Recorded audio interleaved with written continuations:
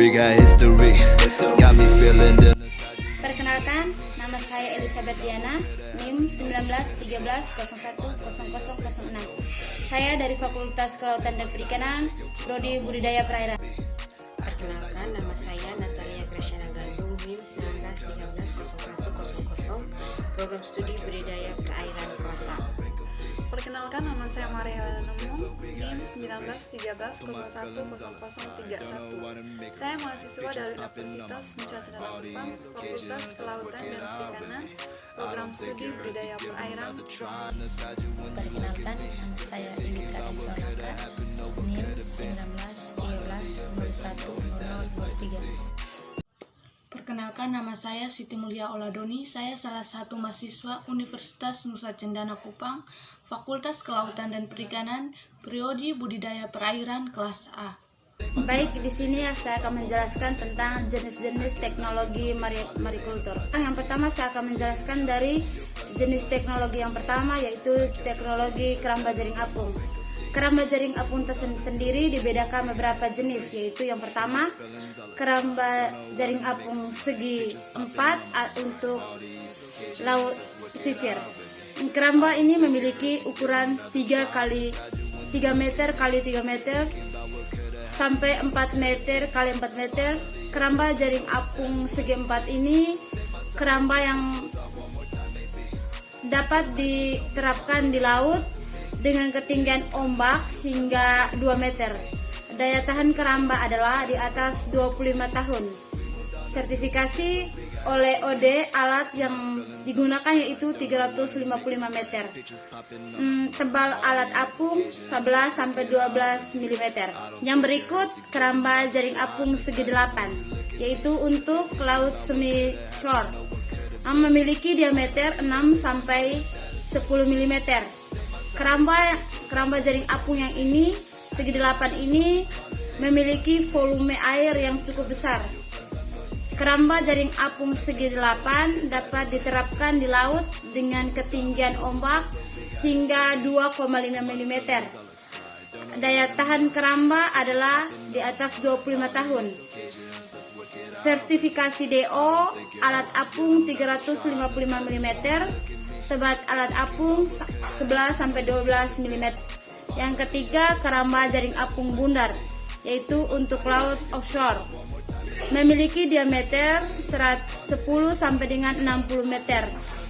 Keramba jaring apung bundar memiliki volume air yang sangat besar. Keramba jaring apung bundar dapat diterapkan di laut offshore dengan ketinggian ombak hingga 4 meter. Daya tahan keramba ini adalah di atas 25 tahun. Diameter 20 meter dan OB apung 25 mm. KJA Offshore. KJA Offshore sendiri merupakan program strategi dari KPP yang bertujuan untuk meningkatkan produksi ikan laut dengan metode budidaya luas.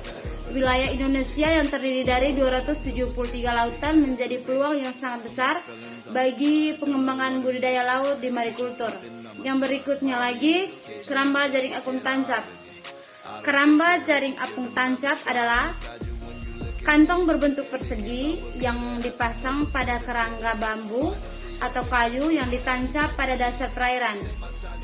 Pasangan kayu atau bambu diterancap seperti pagar atau hanya dipasang di bagian sudut keramba saja. Jenis-jenis ikan yang dibudidayakan pada teknologi marikultur. Yang pertama, pada keramba jaring apung segi 4 untuk laut pesisir. Keramba jaring apung segi 4 HDPE umumnya dipakai untuk memelihara berbagai komunitas ikan kerapu seperti kerapu bebek atau tikus, kerapu macan, kerapu sunu, dan berbagai macam kerapu hybrid seperti kerapu centang, kerapu cantik, kerapu batik, dan kerapu kertang. Hal ini disebabkan oleh sifat ikan kerapu yang tinggal di dasar laut. Ketika sifat ini diekspresikan ke dalam keramba, ikan kerapu cenderung menyukai sisi net dan berkumpul pada sudut net. Yang kedua, pada keramba jaring apung segi 8 untuk laut semi offshore. keramba jaring apung segi 8 umumnya dipakai untuk memelihara ikan berenang seperti ikan kakap putih, ikan kakap merah, ikan baronang, ikan bawal bintang, dan ikan bandeng. Yang ketiga, pada keramba jaring apung bundar untuk laut offshore. Keramba jaring apung bundar dipakai untuk memelihara ikan perenang seperti ikan kakap putih, ikan kakap merah, ikan baronang, ikan bawal bintang, ikan bandeng, dan bahkan ikan tuna sirip kuning maupun ikan tuna sirip biru. Keempat, pada keramba jaring apung offshore.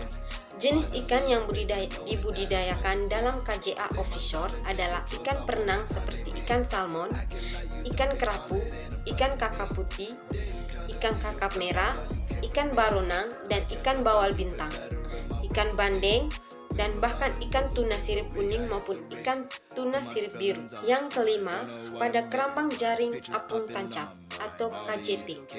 Adapun ikan yang dapat dibudidayakan dengan teknik keramba jaring apung tancap yaitu ikan mas, ikan nila, ikan patin, ikan lele, ikan bawal, ikan bandeng, dan jenis ikan lainnya. Baik, saya akan melanjutkan materi dari teman saya. Di sini saya akan membahas tentang kelebihan dan kekurangan teknologi marikultur di keramba jaring apung offshore. Yang pertama yang saya bahas di sini yaitu mengenai kelebihan keramba jaring apung offshore. Yang pertama, kualitas air yang lebih baik dan terus terganti. Yang kedua, tahan terhadap gelombang dan memiliki ketahanan lebih dari 10 tahun. Yang ketiga, cukup efektif digunakan dalam budidaya ikan karena mudah dalam pemasangan dan pelepasan jaringan. Yang keempat, memiliki ragam konfigurasi dalam pengoperasiannya. Yang kelima, produktivitas yang lebih tinggi karena kapasitas kepadatan ikan meningkat. Yang keenam, minim terjadi konflik pemanfaatan lahan. Yang keberikut, kelemahan keramba jaring apung offshore. Yang pertama, biaya yang dikeluarkan dalam pengembangan keramba jaring apung offshore sangat besar. Yang kedua, kualitas sumber daya manusia atau SDM yang belum memadai dalam menguasai cara budidaya ikan yang baik di keramba jaring apung offshore. Yang ketiga, kualitas benih tidak seragam dan rendah. Yang kelima, tidak ketetapan pemberian pakan baik jenis, waktu maupun jumlah. Yang keenam, adanya wabah penyakit. Yang ketujuh, kegagalan manajemen limbah budidaya. Yang kedelapan, kerusakan keramba jaring apung offshore oleh predator atau tabrakan dengan kapal. Yang kesembilan, terjadinya bencana alam seperti badai, gelombang, dan tsunami. Yang kesepuluh, terjadinya upwelling. Sistem kerja teknologi marikultur KJA offshore. KJA offshore merupakan program strategi KKP yang bertujuan untuk meningkatkan produksi ikan laut dengan metode budidaya. KJA offshore memiliki kedalaman jaring sampai 15 meter dan dapat ditebar lebih banyak benih yaitu sekitar 1,2 juta per tahun. Untuk delapan lubang, dengan demikian produksi juga akan lebih tinggi yaitu menjadi 816 ton per tahun per unit.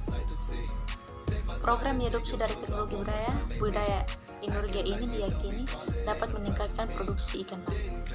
Untuk mengurangi dampak lingkungan, di sekitar KJA offshore akan dikembangkan budidaya dengan mengadopsi sistem integrated multitropik aquaculture sehingga dapat mengurangi sisa pakanan kotoran.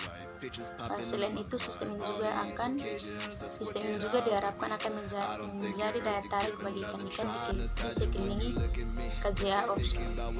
Lokasi pembangunan dipilih yang jauh dari alur penangkapan ikan, alur pelayaran, dan daerah konservasi, serta masuk dalam peta zonasi kawasan perikanan. Prospek pengembangan KJA offshore di Indonesia. Kegiatan budidaya laut atau marikultur di Indonesia menorehkan sejarah baru dengan resminya keramba jaring apung lepas pantai atau lebih dikenal dengan KJA offshore. Presiden Republik Indonesia bersama dengan Menteri Kelautan dan Perikanan secara resmi telah meluncurkan KJA offshore pertama di Marga Cina, Kecamatan Cicula, Kabupaten Pangandaran dari 3 lokasi yang dicanangkan pada 24 April 2018. Kedua lokasi yang sedang tahap akhir penggunaan KJA offshore ini adalah wilayah perairan Hinokei, Kota Samban, dan perairan pulau-pulau kecil Karimun Jawa. Pembangunan fasilitas lengkap KJA offshore menelan investasi negara yang sangat besar. Menurut informasi yang dihimpun dari berbagai sumber menyebutkan bahwa lokasi KKP telah mengalokasikan anggaran sekitaran 131,4 miliar sejak tahun anggaran 2017 untuk pembangunan ketiga KJA offshore ke depan. Harapan KKP nilai ekonominya dapat mencapai 181 miliar dalam satu siklus produksi. Asumsi yang digunakan untuk meraup keuntungan adalah bibit buramundi yang ditebar 120 sampai 150 ribu ekor diporsikan akan dipanen sekitaran 945 ton per lokasi dibandingkan dengan perikanan produksi pada tahun 2016 hanya mencapai 568 ton per lokasi atau 2.835 ton untuk lokasi.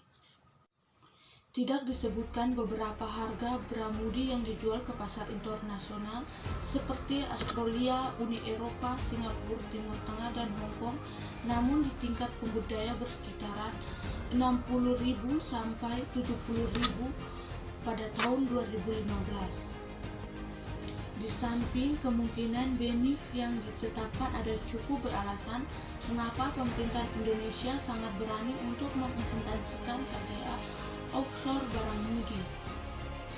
Pertama, Indonesia baru memanfaatkan antara 325 sampai 350 hektar potensi perairan laut sebesar 17,91 juta hektar atau sekitaran 2,7% untuk kegiatan marikultur dan baru 3 lokasi untuk kegiatan KJA offshore.